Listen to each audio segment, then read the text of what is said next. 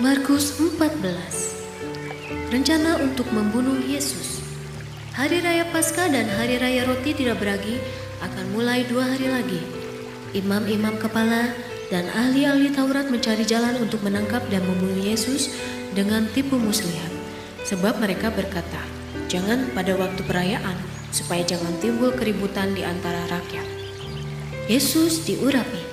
Ketika Yesus berada di Betania, di rumah Simon si Kusta dan sedang duduk makan, datanglah seorang perempuan membawa suatu buli-buli pualam berisi minyak narwastu murni yang mahal harganya. Setelah dipecahkannya, leher buli-buli itu, dicurahkannya minyak itu ke atas kepala Yesus. Ada orang yang menjadi gusar dan berkata seorang kepada yang lain, "Untuk apa pemborosan minyak narwastu ini? Sebab minyak ini dapat dijual 300 dinar lebih dan uangnya dapat diberikan kepada orang-orang miskin." Lalu mereka memarahi perempuan itu. Tetapi Yesus berkata, "Biarkanlah dia, mengapa kamu menyusahkan dia?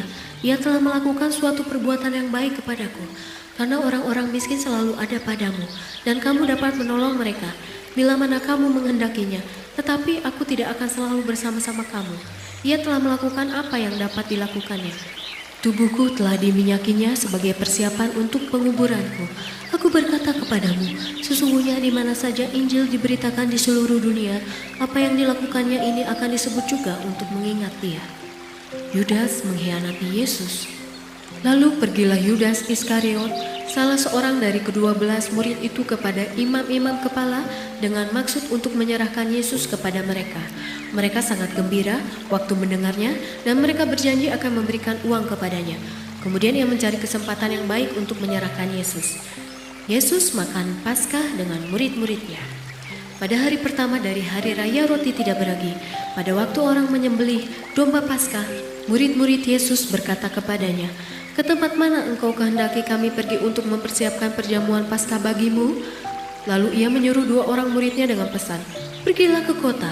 Di sana kamu akan bertemu dengan seorang yang membawa kendi berisi air.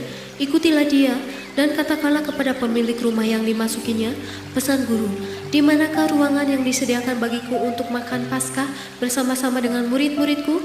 Lalu orang itu akan menunjukkan kamu sebuah ruangan atas yang besar yang sudah lengkap dan tersedia. Disitulah kamu harus mempersiapkan perjamuan Paskah untuk kita." Maka berangkatlah kedua murid itu, dan setibanya di kota, didapati mereka semua seperti yang dikatakan Yesus kepada mereka. Lalu mereka mempersiapkan Paskah. Setelah hari malam, datanglah Yesus bersama-sama dengan ke-12 murid itu.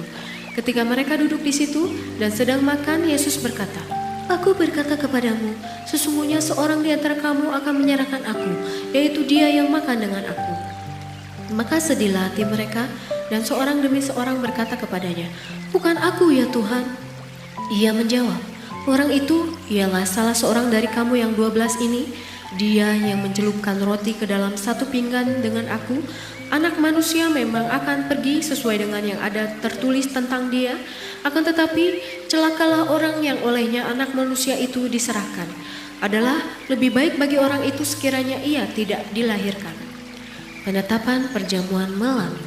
Dan ketika Yesus dan murid-muridnya sedang makan, Yesus mengambil roti, mengucap berkat, memecah-mecahkannya, lalu memberikannya kepada mereka dan berkata, "Ambillah, inilah tubuhku." Sesudah itu ia mengambil cawan, mengucap syukur, lalu memberikannya kepada mereka, dan mereka semuanya minum dari cawan itu. Dan ia berkata kepada mereka, "Inilah darahku, darah perjanjian yang ditumpahkan bagi banyak orang. Aku berkata kepadamu, sesungguhnya aku tidak akan minum lagi hasil pokok anggur sampai pada hari aku meminumnya, yaitu yang baru dalam kerajaan Allah." Petrus akan menyangkal Yesus. Sesudah mereka menyanyikan nyanyian pujian, pergilah mereka ke Bukit Zaitun. Lalu Yesus berkata kepada mereka, "Kamu semua akan tergoncang imanmu, sebab ada tertulis, Aku akan memukul gembala dan domba-domba itu akan tercerai-berai. Akan tetapi sesudah aku bangkit, aku akan mendahului kamu ke Galilea." Kata Petrus kepadanya, "Biarpun mereka semua tergoncang imannya, aku tidak." Lalu kata Yesus kepadanya, "Aku berkata kepadamu, sesungguhnya pada hari ini, malam ini juga, sebelum ayam berkokok 2 kali, engkau telah menyangkal aku 3 kali." Tetapi dengan lebih bersungguh-sungguh Petrus berkata, "Sekalipun aku harus mati bersama-sama engkau, aku takkan menyangkal engkau." Semua yang lain pun berkata demikian juga. di Taman Getsemani. Lalu sampailah Yesus dan murid-muridnya ke suatu tempat yang bernama Getsemani. Kata Yesus kepada murid-muridnya, "Duduklah di sini sementara aku berdoa." Dan ia membawa Petrus, Yakobus, dan Yohanes sertanya. Ia sangat takut dan gentar. Lalu katanya kepada mereka, "Hatiku sangat sedih, seperti mau mati rasanya. Tinggallah di sini dan berjaga-jagalah." Ia maju sedikit, merebahkan diri ke tanah dan berdoa supaya sekiranya mungkin saat itu lalu daripadanya. Katanya, "Ya Aba, ya Bapa, tidak ada yang mustahil bagimu.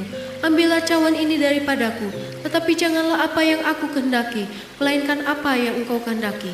Setelah itu ia datang kembali dan mendapati ketiganya sedang tidur, dan ia berkata kepada Petrus, "Simon, sedang tidurkah engkau? Tidakkah engkau sanggup berjaga-jaga 1 jam? Berjaga-jagalah dan berdoalah, supaya kamu jangan jatuh ke dalam pencobaan. Roh memang menurut tetapi daging lemah." Lalu ia pergi lagi dan mengucapkan doa yang itu juga.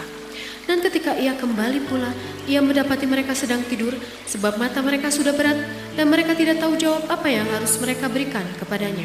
Kemudian ia kembali untuk ketiga kalinya dan berkata kepada mereka, "Tidurlah sekarang dan istirahatlah, cukuplah, saatnya sudah tiba. Lihat, Anak Manusia diserahkan ke tangan orang-orang berdosa. Bangunlah, marilah kita pergi. Dia yang menyerahkan aku sudah dekat." Yesus ditangkap. Waktu Yesus masih berbicara, muncullah Yudas, salah seorang dari ke-12 murid itu, dan bersama-sama dia serombongan orang yang membawa pedang dan pentung, disuruh oleh imam-imam kepala, ahli-ahli Taurat dan tua-tua. Orang yang menyerahkan dia telah memberitahukan tanda ini kepada mereka. "Orang yang akan kucium itulah dia, tangkaplah dia dan bawalah dia dengan selamat." Dan ketika ia sampai di situ, ia segera maju mendapatkan Yesus dan berkata, "Rabi," lalu mencium dia. Maka mereka memegang Yesus dan menangkapnya. Salah seorang dari mereka yang ada di situ menghunus pedangnya, lalu menetakannya kepada hamba imam besar sehingga putus telinganya. Maka kata Yesus kepada mereka, "Sangkamu aku ini penyamun? Maka kamu datang lengkap dengan pedang dan pentung untuk menangkap aku. Padahal tiap-tiap hari aku datang di tengah-tengah kamu mengajar di bait Allah, dan kamu tidak menangkap aku. Tetapi haruslah digenapi yang tertulis dalam kitab suci." Lalu semua murid itu meninggalkan dia dan melarikan diri. Ada seorang muda yang pada waktu itu hanya memakai sehelai kain lenan untuk menutup badannya mengikuti dia. Mereka hendak menangkapnya, tetapi ia melepaskan kainnya dan lari dengan telanjang. Yesus di hadapan mahkamah agama. Kemudian Yesus dibawa menghadap imam besar, lalu semua imam kepala, tua-tua dan ahli Taurat berkumpul di situ. Dan Petrus mengikuti dia dari jauh sampai ke dalam halaman imam besar, dan di sana ia duduk di antara pengawal-pengawal sambil berdiam dekat api. Imam-imam kepala, malah seluruh mahkamah agama mencari kesaksian terhadap Yesus supaya ia dapat dihukum mati, tetapi mereka tidak memperolehnya. Banyak juga orang yang mengucapkan kesaksian palsu terhadap dia, tetapi kesaksian-kesaksian itu tidak sesuai yang satu dengan yang lain. Lalu beberapa orang naik saksi melawan dia dengan tuduhan palsu ini. "Kami sudah mendengar orang ini berkata, 'Aku akan merubuhkan bait suci buatan tangan manusia ini, dan dalam 3 hari akan kudirikan yang lain, yang bukan buatan tangan manusia.' Dalam hal ini pun kesaksian mereka tidak sesuai yang satu dengan yang lain." Maka imam besar bangkit berdiri di tengah-tengah sidang dan bertanya kepada Yesus, katanya, "Tidakkah engkau memberi jawab atas tuduhan-tuduhan saksi-saksi ini terhadap engkau?" Tetapi ia tetap diam dan tidak menjawab apa-apa. Imam besar itu bertanya kepadanya sekali lagi, katanya, "Apakah engkau Mesias, anak dari yang terpuji?" Jawab Yesus, "Akulah dia, dan kamu akan melihat Anak Manusia duduk di sebelah kanan yang Maha Kuasa dan datang di tengah-tengah awan-awan di langit." Maka imam besar itu mengoyakkan pakaiannya dan berkata, "Untuk apa kita perlu saksi lagi? Kamu sudah mendengar hujatnya terhadap Allah. Bagaimana pendapat kamu?" Lalu dengan suara bulat mereka memutuskan bahwa dia harus dihukum mati. Lalu mulailah beberapa orang meludahi dia dan menutupi mukanya dan meninjunya sampai berkata kepadanya, "Hai Nabi, cobalah terka." Malah para pengawal pun memukul dia. Petrus menyangkal Yesus. Pada waktu itu Petrus masih ada di bawah di halaman. Lalu datanglah seorang hamba perempuan imam besar, dan ketika perempuan itu melihat Petrus sedang berdiam, ia menatap mukanya dan berkata, "Engkau juga selalu bersama-sama dengan Yesus orang Nazaret itu." Tetapi ia menyangkalnya dan berkata, "Aku tidak tahu dan tidak mengerti apa yang engkau maksud." Lalu ia pergi ke serambi muka dan berkokoklah ayam. Ketika hamba perempuan itu melihat Petrus lagi, berkatalah ia pula kepada orang-orang yang ada di situ, "Orang ini adalah salah seorang dari mereka." Tetapi Petrus menyangkalnya pula. Tidak lama kemudian, orang-orang yang ada di situ berkata juga kepada Petrus, "Engkau ini pasti salah seorang dari mereka, apalagi engkau seorang Galilea." Maka mulailah Petrus mengutuk dan bersumpah, "Aku tidak kenal orang yang kamu sebut-sebut ini." Dan pada saat itu berkokoklah ayam untuk kedua kalinya. Maka teringatlah Petrus bahwa Yesus telah berkata kepadanya, "Sebelum ayam berkokok 2 kali, engkau telah menyangkal aku 3 kali." Lalu menangislah ia terseduh-seduh. Markus 15. Yesus di hadapan Pilatus. Pagi-pagi benar imam-imam kepala bersama tua-tua dan ahli-ahli Taurat dan seluruh mahkamah agama sudah bulat mupakatnya. Mereka membelenggu Yesus lalu membawanya dan menyerahkannya kepada Pilatus. Pilatus bertanya kepadanya, "Engkaukah raja orang Yahudi?" Jawab Yesus, "Engkau sendiri mengatakannya." Lalu imam-imam kepala mengajukan banyak tuduhan terhadap dia. Pilatus bertanya pula kepadanya katanya, "Tidakkah engkau memberi jawab? Lihatlah betapa banyaknya tuduhan mereka terhadap engkau." Tetapi Yesus sama sekali tidak menjawab lagi, sehingga Pilatus merasa heran. Telah menjadi kebiasaan untuk membebaskan satu orang hukuman pada tiap-tiap hari raya itu menurut permintaan orang banyak.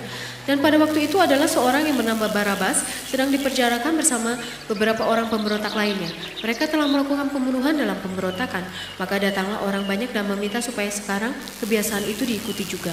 Pilatus menjawab mereka dan bertanya, "Apakah kamu menghendaki supaya kubebaskan raja orang Yahudi ini?" Ia memang mengetahui bahwa imam-imam kepala telah menyerahkan Yesus karena dengki. Tetapi imam-imam kepala menghasut orang banyak untuk meminta supaya Barabaslah yang dibebaskannya bagi mereka. Pilatus sekali lagi menjawab dan bertanya kepada mereka, "Jika begitu apakah yang harus berbuat dengan orang yang kamu sebut raja orang Yahudi ini?" Maka mereka berteriak lagi katanya, "Salibkanlah dia!" Lalu Pilatus berkata kepada mereka, "Tetapi kejahatan apakah yang telah dilakukannya?" Namun mereka makin keras berteriak, "Salibkanlah dia!" Dan oleh karena Pilatus ingin memuaskan hati orang banyak itu, yang membebaskan Barabas bagi mereka, tetapi Yesus disesahnya lalu diserahkannya untuk disalibkan. Yesus diolok-olokkan. Kemudian serdaru-serdaru membawa Yesus ke dalam istana, yaitu gedung pengadilan, dan memanggil seluruh pasukan berkumpul. Mereka mengenakan jubah ungu kepadanya, menganyam sebuah mahkota duri dan menaruhnya di atas kepalanya. Kemudian mereka mulai memberi hormat kepadanya, katanya, "Salam, hai raja orang Yahudi." Mereka memukul kepalanya dengan bulu dan meludahinya dan berlutut menyembahnya. Yesus disalibkan.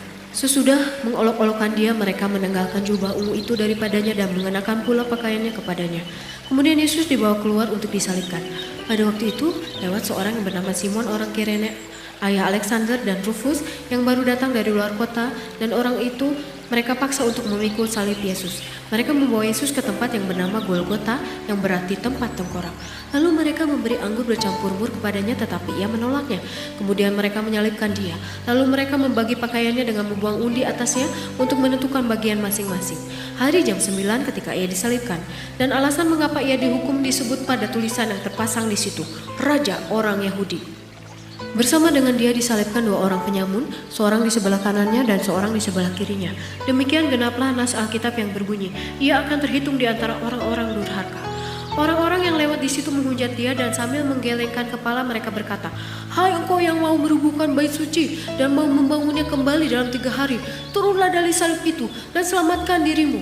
Demikian juga imam-imam kepala bersama-sama ahli Taurat mengolok-olokkan dia di antara mereka sendiri, dan mereka berkata, "Orang lain ia selamatkan, tetapi dirinya sendiri tidak dapat ia selamatkan. Baiklah Mesias Raja Israel itu turun dari salib itu supaya kita lihat dan percaya." Bahkan kedua orang yang disalibkan bersama-sama dengan dia mencela dia juga.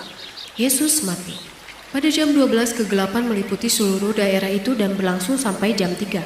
Dan pada jam 3 berseluruh Yesus dengan suara nyaring, "Eloi, Eloi, lama sabachthani," yang berarti, "Allahku, Allahku, mengapa engkau meninggalkan aku?" Mendengar itu beberapa orang yang berdiri di situ berkata, "Lihat, ia memanggil Elia." Maka datanglah seorang dengan bunga karang, mencelupkannya ke dalam anggur asam, lalu mencucukkannya pada sebatang bulu dan memberi Yesus minum serta berkata, "Baiklah kita tunggu dan melihat apakah Elia datang untuk menurunkan dia." Lalu berserulah Yesus dengan suara nyaring dan menyerahkan nyawanya. Ketika itu tabir bait suci terbelah 2 dari atas sampai ke bawah. Waktu kepala pasukan yang berdiri berhadapan dengan dia melihat matinya demikian, berkatalah ia, "Sungguh orang ini adalah anak Allah." Ada juga beberapa perempuan yang melihat dari jauh, di antaranya Maria Magdalena, Maria ibu Yakobus muda, dan Yoses, serta Salome. Mereka semuanya telah mengikuti Yesus dan melayaninya waktu ia di Galilea. Dan ada juga di situ banyak perempuan lain yang telah datang ke Yerusalem bersama-sama dengan Yesus. Yesus dikuburkan. Sementara itu hari mulai malam dan hari itu adalah hari persiapan, yaitu hari menjelang Sabat. Karena itu Yusuf orang Arimatea, seorang anggota majelis besar yang terkemuka yang juga menanti-nantikan kerajaan Allah, memberanikan diri menghadap Pilatus dan meminta mayat Yesus. Pilatus heran waktu mendengar bahwa Yesus sudah mati.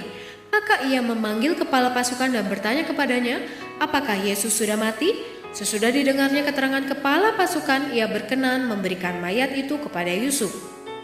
Yusuf pun membeli kain lenan, kemudian ia menurunkan mayat Yesus dari salib dan mengapaninya dengan kain lenan itu, lalu ia membaringkan dia di dalam kubur yang digali di dalam bukit batu. Kemudian digulingkannya sebuah batu ke pintu kubur itu. Maria Magdalena dan Maria ibu Yoses melihat di mana Yesus dibaringkan. Amin.